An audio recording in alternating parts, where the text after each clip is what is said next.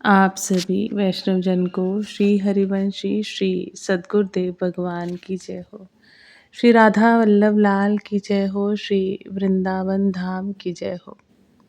आज हम महाराष्ट्र की कृपा से सिद्ध श्री मधुसूदन दास बाबा इस प्रसंग पर कथन और श्रवण कर, मनन और चिंतन कर इन सूत्रों को अपने हृदय में, अपने आचरण में प्रभु कृपा से, गुरु कृपा से उतारने का, धारण करने का प्रयास करेंगे।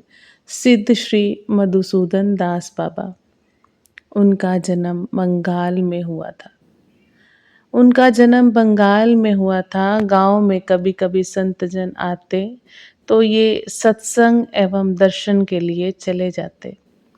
एक बार ब्रज के कुछ रसिक संतों की टोली भ्रमण करते हुए पहुंची। संतों ने श्याम सुंदर की ऐसी मनोहर झांकी का वर्णन किया और बताया कि उनको प्राप्त कर लेने के बाद कुछ भी पाना शेष नहीं रहता। दर्शन कर बाबा लौट कर घर आ गए। दर्शन करके बाबा घर लौटकर आ गए। अब निरंतर श्याम सुंदर को देखने की चाह मन में बढ़ती गई। किसी संसारिक काम में उसका मन ही नहीं लगता। माता पिता एवं परिवार के लोगों को बहुत चिंता हुई, कहीं ये घर से भागकर चला ही न जाए। इसलिए अति शीघ्र इनकी इच्छा ना होते हुए भी इनका विवाह कर दिया। लेकिन विवाह के दिन ही आप रात्रि में चुपचाप घर से श्रीधाम वृंदावन की ओर निकल पड़े। श्रीधाम वृंदावन आकर यमुना जी के किनारे एकांत में वंशी वाले की याद में रोते रहे। याद में उनके रोते रहते। कभी जाकर मधुकरी मांग लेते, कभी यमुना जलपान करके ही रह जाते। संतों के द्वारा सुना था कि बिना गुरु दीक्षा के भगवान की प्राप्ति नहीं होती। एक दिन यमुना के किनारे केशी घाट पर एक वृक्ष के नीचे गुरु की चिंता में बैठे हुए थे। उसी समय एक महात्मा वहां स्नान के लिए आए और इनको मंत्र दीक्षा दे दी। मंत्र श्रवण करते ही ये मूर्छित होकर गिर पड़े। जब कुछ देर बाद होश आया तो वहां कोई भी नहीं था। गुरु का नाम, स्थान आदि कुछ भी न जान सके। उसी मंत्र को नित्य जपना प्रारंभ कर दिया। कुछ दिन बाद गोवर्धन मानसी गंगा के निकट सिद्ध श्री कृष्णदास बाबा के पास आकर उनसे भजन की रीति पूछने पर सिद्ध बाबा ने इनका परिचय पूछा। इन्होंने गृह त्याग से दीक्षा तक की सारी घटना सुना दी।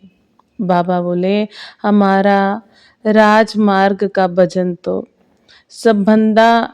संबंधानुगा है।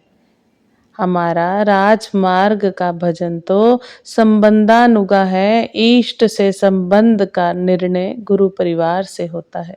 उसी संबंध के अनुरूप तुम्हारा भजन होगा। लेकिन तुम्हें तो अपने गुरु परिवार का पता ही नहीं, इसलिए रागानुगा भजन में तुम्हारा अधिकार नहीं। और दूसरी दीक्षा तुम्हें दी नहीं जा सकती क्योंकि तुमने किसी संप्रदाय में मंत्रार्थ सहित दीक्षा ले रखी है। सिद्ध बाबा की बात सुनकर ये अत्यंत दुखी होकर रोने लगे।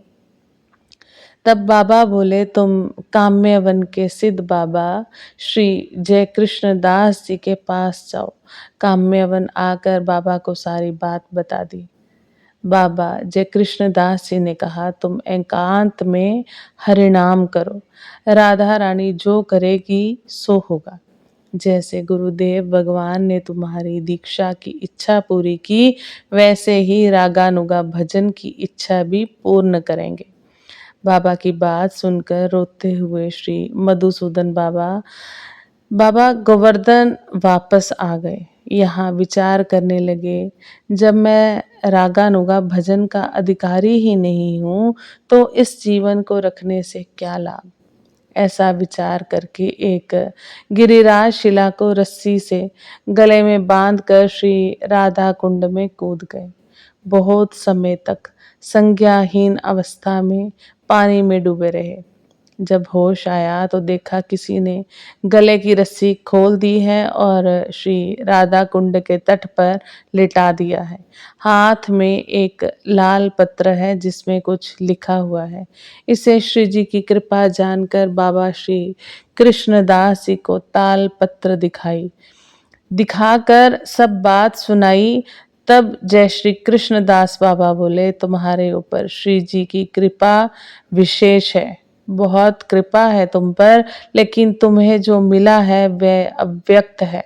तुम पुनः श्री राधा कुंड पर जाकर पुकार करो, वे अवश्य कृपा करेंगी। वहां से श्री मधुसूदन दास जी पुनः श्री राधा कुंड आकर तीव्र वेदना के साथ रोते हुए श्री किशोरी जी को पुकारने लगे। परम करुणामयी सहज कृपा करने वाली श्री किशोरी जी ने प्रकट होकर दर्शन दिया और आज्ञा प्रदान की कि तुम सूर्य कुंड में जाकर भजन करो। वहां तुम्हें अभीष्ट रागानुगा सेवा की प्राप्ति होगी। जो तुम्हें मंत्र मिला है उसमें किसी को दीक्षित ना करना, आजीवन उसे गोपन रखना। श्री जी अंतर ध्यान हो गई। श्री मधुसूदन दास जी वहां से सूर्य कुंड आ गए और यहीं भजन करने लगे। एक दिन श्री प्रिया जी ने बाबा को स्वप्न में आदेश दिया कि तुम जिस घाट पर स्नान करते हो उसके निकट कंठ तक जल में एक शिला है जिस पर मैंने और मेरी सखियों ने स्नान करते समय अपने आभूषण रखे थे। उस शिला पर आभूषण के चिन्ह बन गए हैं। तुम उस शिला को निकालकर उसका पूजन किया करो। बाबा ने ऐसा ही किया। आज भी लोग इस शिला के दर्शन करते हैं। तभी से सभी बाबा को सिद्ध बाबा कहकर पुकारने लगे। एक बार कार्तिक मास में बाबा ने ब्रजवासियों से श्रीमद् भागवत पाठ करने की इच्छा व्यक्त की। ब्रजवासियों ने प्रसन्नता पूर्वक सारी व्यवस्था कर दी। रास पंचाध्यायी का पाठ होने लगा। सूर्य कुंड के पास ही रहने वाला एक डोम का बालक नित्य पाठ सुनने आता। उसे देखकर ब्रजवासी नाना प्रकार की बातें करते। पाठ की समाप्ति वाले दिन बाबा की गोद में आकर बैठ गया। पाठ के बीच में ही उसने बाबा से पूछा, बाबा, श्री कृष्ण ने रास के पश्चात विश्राम कहाँ किया? सेवा कुंज में या संकेत वन में? बाबा प्रश्न का उत्तर देते, उससे पहले बम फटने जैसा शब्द हुआ। बाबा के प्राण ब्रह्मरंध्र भेद कर निकल गए। इसी स्थान पर बाबा की समाधि बनाई गई जिसके आज भी दर्शन किए जा सकते हैं।